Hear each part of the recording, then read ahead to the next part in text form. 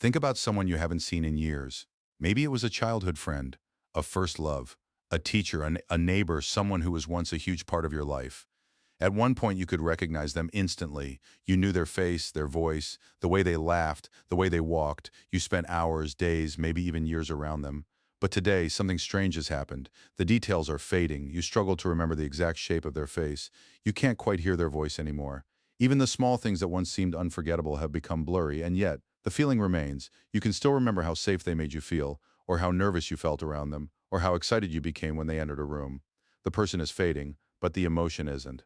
And that's strange, because memory is supposed to disappear. That's what memories do. They weaken, they distort, they fade over time. So why does the feeling survive when the details don't? Why can a single song suddenly transport you back 10 years? Why can the smell of a perfume make your heart skip a beat? Why can a random street remind you of someone whose face you can barely remember? What exactly is your brain holding on to, and why does it refuse to let go? Human memory is surprisingly unreliable. In fact, most people dramatically overestimate how much they remember. Think about your fifth birthday. Can you remember it? Maybe. But what do you actually remember? The entire day, every conversation, every face, every sound? Probably not. More likely you remember fragments, tiny pieces, a cake, a room, a gift, a feeling. The truth is that most of our lives disappear, not completely but far more than we'd like to admit. Millions of moments have already vanished from your memory. Entire conversations, entire days, entire months, people you've met, places you visited, experiences that once felt important, gone, yet something curious remains. The emotional traces. A person may not remember every detail of a childhood home, but they remember whether it felt warm or lonely. Someone may not remember every teacher they had, but they remember which one made them feel capable or ashamed. Someone may forget the face of their first crush, but they remember the feeling of seeing them, the excitement, the anxiety, the hope. It's as if emotions follow different rules than memories. And in many ways they do, but before we get there, we need to understand something important. The human brain was never designed to remember everything. In fact, forgetting is one of the most important things your brain does. Imagine remembering every single moment of your life, every meal, every conversation, every face you've ever passed on the street, every object you've ever seen. It sounds useful until you think about it. Your brain would be overwhelmed. Finding an important memory would be like searching for a single page inside a library the size of a city. To function efficiently, the brain has to make choices. It has to decide what stays and what goes. Most information is eventually discarded, not because it's useless, but because there simply isn't enough value in keeping every detail forever. Think about yesterday. Can you remember exactly what every stranger you passed looked like? Probably not. Can you remember every sentence you read online? Probably not. Your brain constantly filters information. Most details never make it into long-term storage, and over time, even stored memories begin to weaken, names disappear, faces blur. Events become incomplete. The brain is constantly editing, constantly simplifying, constantly reducing information. But here's where things get strange. While details fade surprisingly quickly, feelings often refuse to disappear. And that raises a bigger question. If the brain is constantly deleting information, why would it keep emotions? Why would a feeling survive for decades after the memory itself has started falling apart? The answer reveals something fascinating about what the human brain truly cares about. Imagine two memories. In the first memory, you're standing in line at a grocery store. Nothing unusual happens. You buy your items, you leave. A week later, much of that memory is already gone. Now imagine a second memory. You're 10 years old, you walk onto a stage. Hundreds of people are watching. Your heart races, your hands shake, you feel terrified. Years later, you might still remember that moment. Not every detail, not every face, not every word, but the feeling remains vivid. Why? Because your brain doesn't treat all experiences equally. Some experiences are marked as important. And one of the fastest ways to become important in the eyes of the brain is to make you feel something. A strong emotion acts like a giant highlight marker. It tells the brain, pay attention, this matters, remember this, fear, love, embarrassment, joy, grief, excitement. These emotions signal that an experience is significant, and significance is what the brain remembers best. But that's only the beginning of the story, because the brain isn't just storing memories, it's storing something much deeper. Something that explains why certain feelings can survive long after the people, places, and moments that created them have disappeared. And once you understand it, you'll never think about memory the same way again. To understand why a feeling can outlive a memory, we need to stop thinking of memory as a single thing. Most people imagine memory as a giant storage room. You put experiences in, you take experiences out. Simple, but the brain doesn't work that way. Instead, different parts of the brain handle different kinds of information. One system helps you remember facts, another helps you remember skills, another helps you recognize faces, and another is deeply involved with emotion. This is important because emotional experiences don't get stored in exactly the same way as ordinary details. Think about the last time you touched something extremely hot. You may not remember the exact date. You may not remember what clothes you were wearing. You may not remember what happened an hour earlier, but your brain remembers the lesson. The feeling attached to that experience became valuable, and valuable information gets special treatment. From an evolutionary perspective, this makes perfect sense. Our ancestors didn't need to remember every leaf on every tree.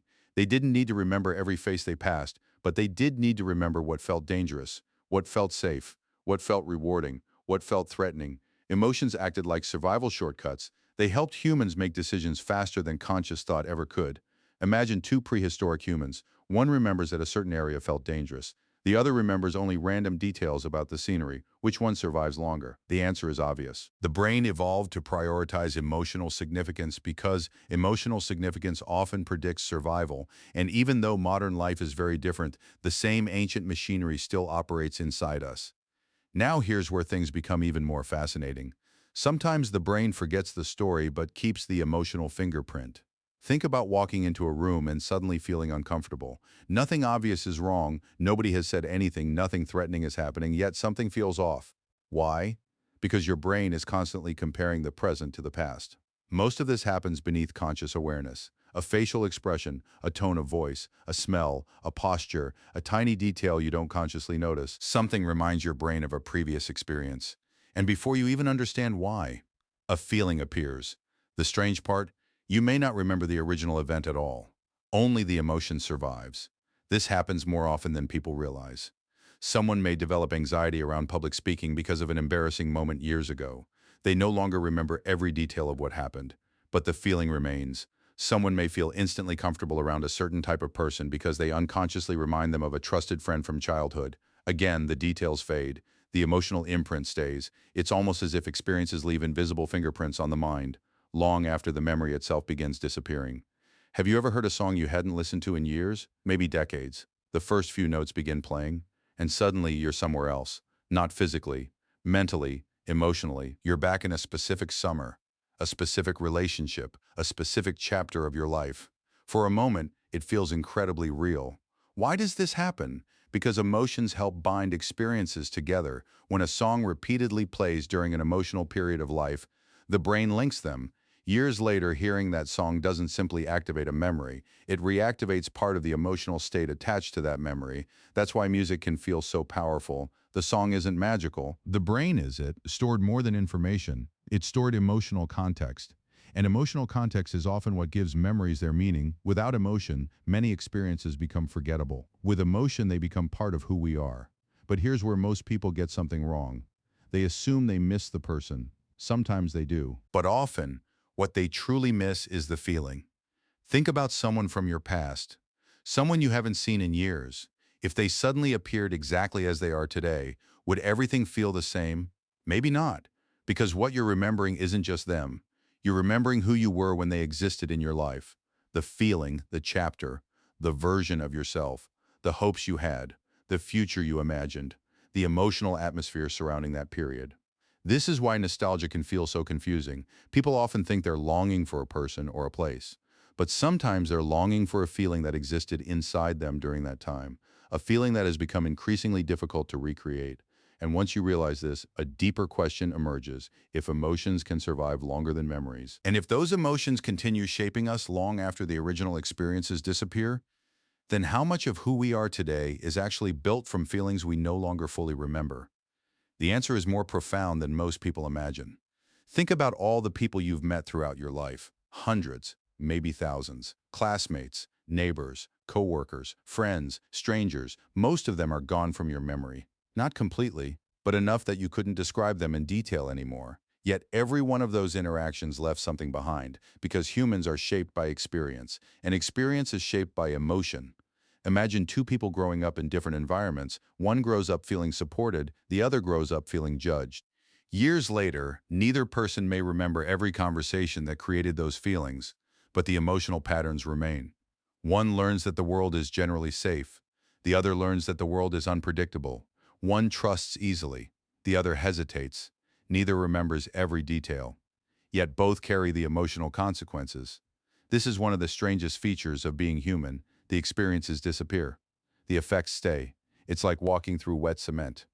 Eventually, the footprints fade from sight, but the path they created remains. And this doesn't only happen with childhood, it happens throughout life. A single betrayal can change how someone approaches trust. A single act of kindness can change how someone sees humanity. A single relationship can influence future relationships for decades. The memory weakens, the emotional lesson survives, and slowly those lessons become part of the person.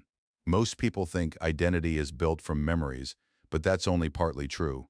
Identity is also built from feelings. Think about the phrase, "this just feels right," or "something feels wrong." People say these things all the time, often without understanding where those feelings come from. But many of those instincts were shaped years ago, by experiences they barely remember. Imagine meeting someone for the first time. Within seconds, you form an impression. You feel comfortable or cautious, drawn toward them, or distant. You might believe you're making a rational judgment, but often your brain is comparing the present to countless emotional experiences stored across your life, experiences you've mostly forgotten.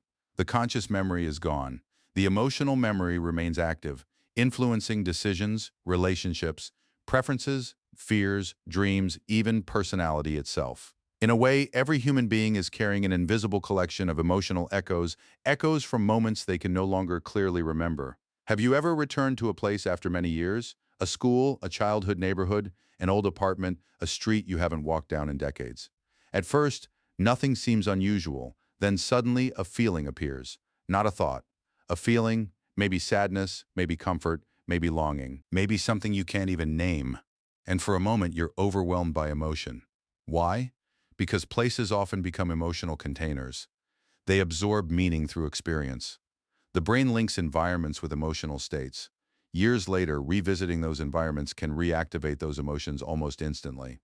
What's remarkable is that the feeling often arrives before the memory. You feel something first, then your mind begins searching for an explanation. In other words, emotion isn't always following memory. Sometimes memory is following emotion, and this reveals something profound. The emotional brain is often working long before conscious awareness catches up. This leads us to a deeper question. Why would evolution create a system like this? Why not simply preserve every detail? Why allow memories to fade at all? Perhaps because details are not the most important thing. From a survival perspective, details are often temporary. Feelings are useful. Feelings summarize experience. They transform thousands of moments into something practical, something portable, something the brain can carry forward. A human doesn't need to remember every dangerous situation they've ever encountered. They need to remember what danger feels like. They don't need to remember every loving interaction. They need to remember what safety feels like. The brain compresses life into emotional knowledge, and emotional knowledge can guide future decisions far more efficiently than endless details ever could. This is why feelings endure. They're not a flaw in memory. They're one of memory's most important functions. Maybe people never truly leave us, not because we remember them perfectly. We don't. Faces fade, voices disappear, conversations vanish, entire chapters of life become blurry, but something remains.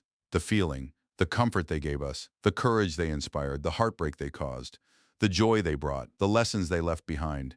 And over time, those feelings stop belonging to the past. They become part of us, part of how we see the world, part of how we love, part of how we trust, part of who we are.